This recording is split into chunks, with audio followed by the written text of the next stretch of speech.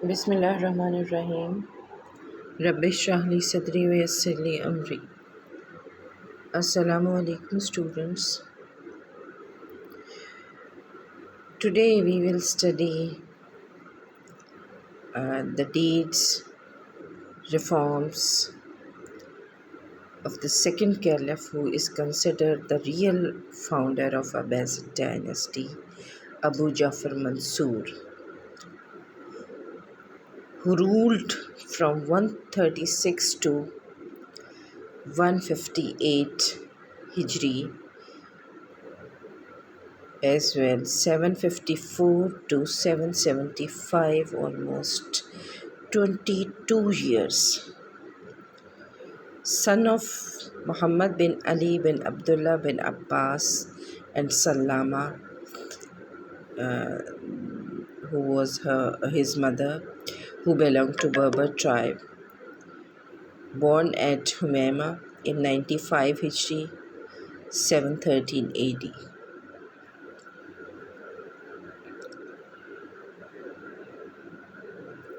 His prominent reforms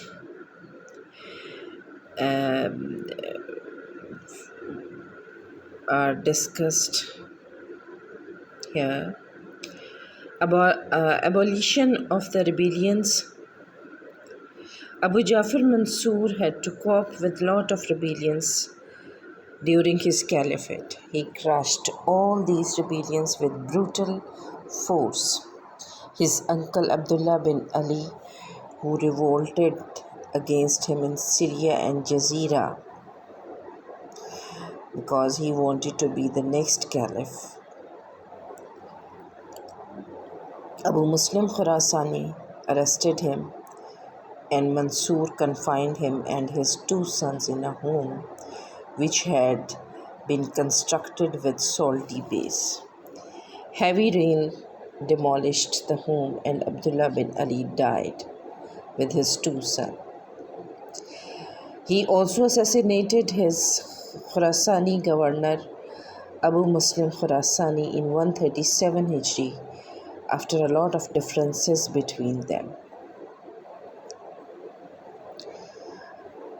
And after the murder of Abu Muslim Khurasani, many rebellions were broken out in Khurasan to take revenge from Mansoor. Sambad, Abdul Jabbar bin Abdul Rahman Azadi, and many other persons revolted against him, but they were killed. Malbat bin Harmala revolted in Jazeera, but Qasim bin Khuzaima assassinated him. A person named Ustazis proclaimed prophethood in Khurasan in 150 Hijri and 767 AD. Many ignorant people became his followers. They gave a tough time to Abbasid army, but at last this rebellion was also eradicated by Qasim bin Khuzaima.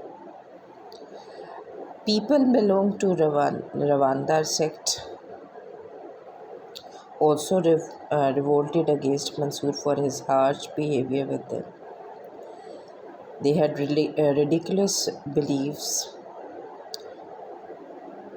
like transmigration or reincarnation. They tried to kill Mansoor and his guards by attacking his palace, but Ma'an bin Zaida dispersed them with full force. Similarly, many other rebellions took place in different parts of the Islamic State, which were eradicated by the commanders of Mansoor.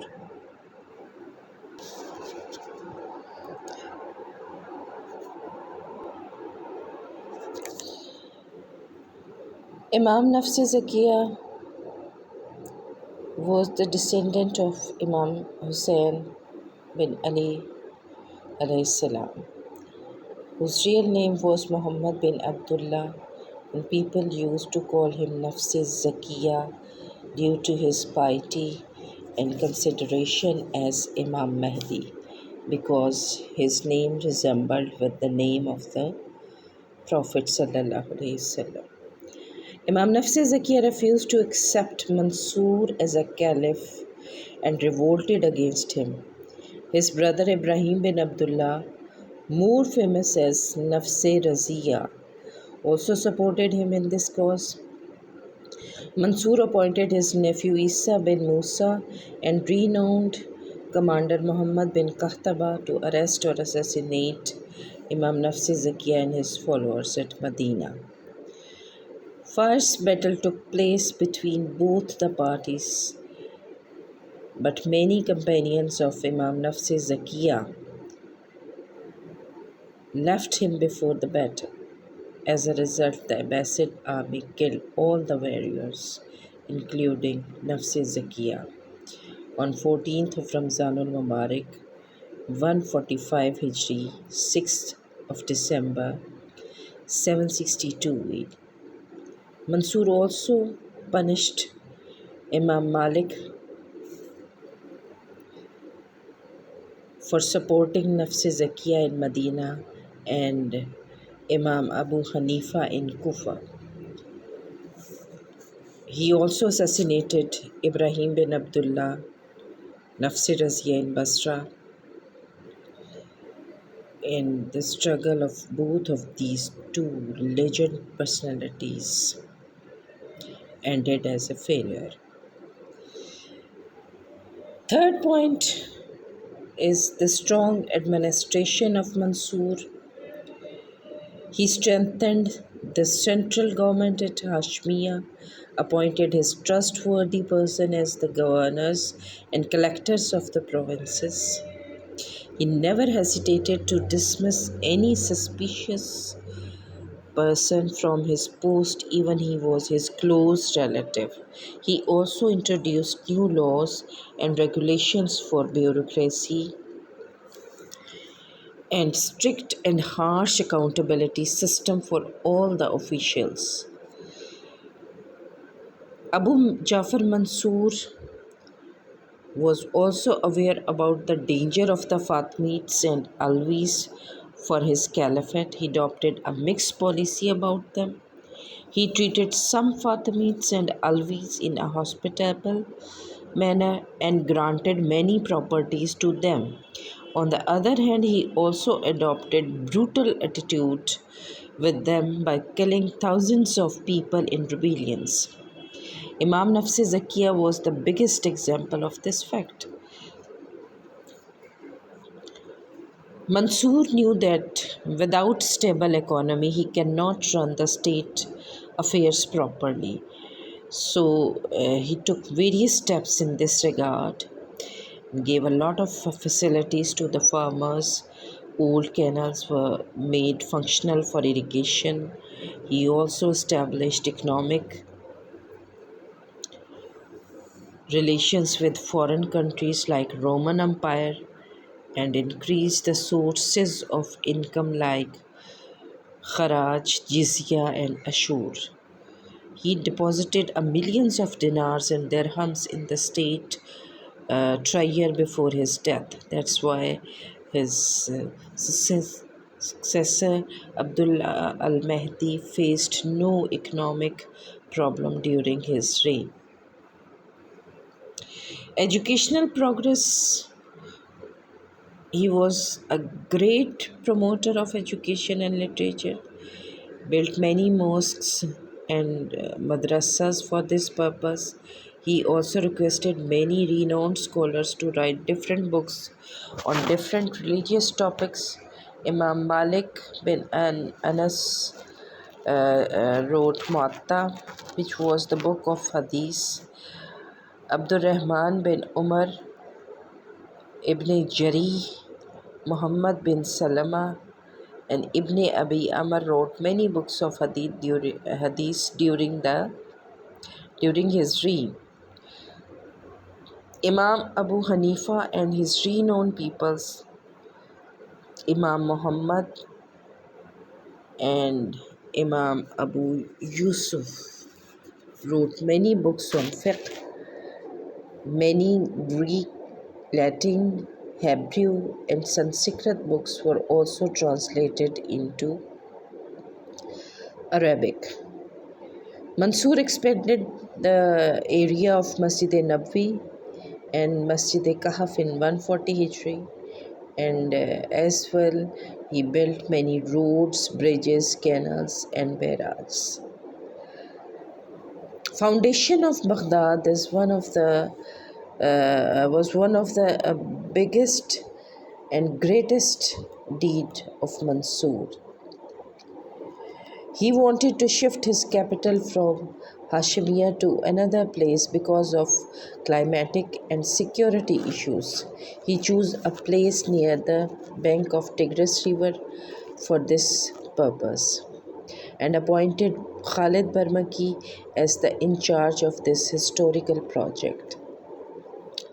He laid the foundation of Baghdad in 145 Hijri, 762 AD. He compelled Imam Abu Hanifa to work as a laborer in its construction. The construction of the city was completed in 3 years in 148 Hijri and 765 AD. Mansoor built government secretariat in the center and grand mosque alongside the city. The palace of the caliph was constructed with dignity. There was a parade ground in front of this palace where he used to inspect the military exercises. Beautiful markets, roads were also built in the city. In short, Baghdad was a beautiful and gorgeous city of the East by its construction, and soon it became the center of the Islamic world. The reign of Mansour was full of military expedition. He sent many Islamic contingents towards different areas to expand the Islamic State. There was too much problem in the province of Sindh. Mansour appointed many governors to establish peace in this region, but all in vain. At last, Abdurrahman bin Umar caught all the rebellions with brutal force and restored peace in the province. Romans had captured many frontier cities of the Islamic State during the Caliphate of Safa. Abu Jafar Mansour adopted aggressive policy against the Romans and recaptured the city of Maltia from them. He compelled the Roman Empire to pay kharaj to Islamic State. He also constructed strong castles alongside the border. He also conquered the regions of Khuzestan, Tabaristan, and its surrounding areas during his reign. Establishment of independent judiciary. He himself used to appoint Qazi both at central and provincial level. The judges were absolutely independent in decision making. Mansour paid them heavy salaries to forbid them from bribery. Sometimes the judge summoned the caliph in the court and treated him as a common person, as Qazi Muhammad bin Imran summoned Mansour in his court in a case. Another important point is that Mansour propagated Abbasid Caliph as a spiritual caliphate. He gave the Abbasid Caliphate a sacred cover, and for this reason, the respect of Abbasi Caliph was propagated so strongly that though the last 27 or 28 caliphs, they were not as much strong as the early caliphs, but Abbasid Caliphate remained about in power about more than 500 years. That's all for today. Fi Aman Allah.